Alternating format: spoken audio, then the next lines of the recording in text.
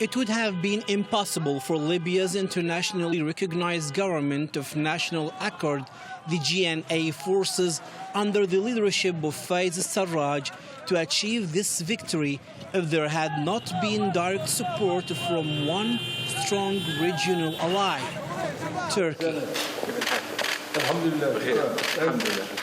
Turkey has been one of the primary supporters of the GNA in its fight against renegade military commander Khalifa Haftar and his self-styled Libyan National Army, the LNA, which launched an offensive to occupy the capital Tripoli in April of last year. Initially, Ankara focused its efforts in Libya on securing a ceasefire between the GNA and the LNA, which is backed by Russia, the United Arab Emirates, the UAE, and Egypt.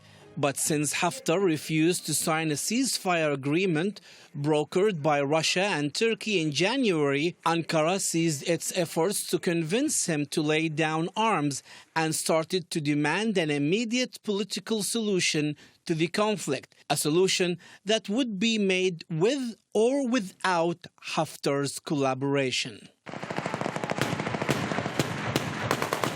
That's why Ankara intensified the military and logistical support it had been providing to the GNA.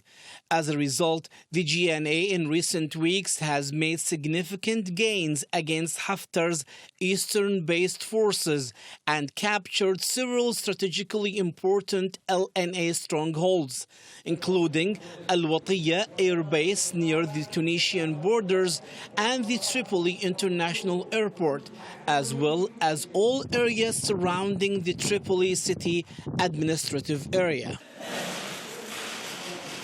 The GNA's successes on the ground have encouraged Turkey to work to consolidate support from NATO and Italy, which has been one of the GNA's strongest supporters since the beginning of the war, and to implement a political solution without wasting time with ceasefire negotiations. Although Russia is supporting Haftar, it seems that there are signs Moscow may also be growing tired of the renegade general's antics. A senior security official in Ankara has told the media that Haftar has inconvenienced Moscow by acting like a new Gaddafi, and this may push the Russians to replace him in the future. But could the contradictory stances held by Ankara and Moscow lead to a clash between the two powers? Well, there is a previous experience in Syria, where Turkey supports the Syrian opposition and Russia backs President Bashar al-Assad, which demonstrates that even in such cases, agreement is possible. Ankara and Moscow agreed in March on a protocol urging the different parties to cease all military actions along the line of contact in the Idlib de-escalation area.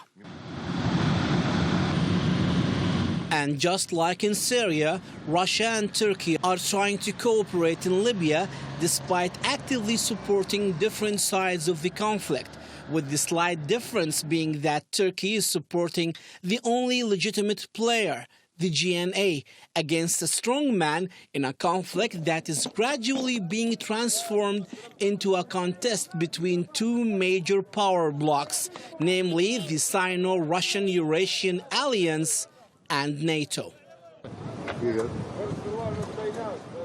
Russia is going to easily give up on its ambitions in Libya.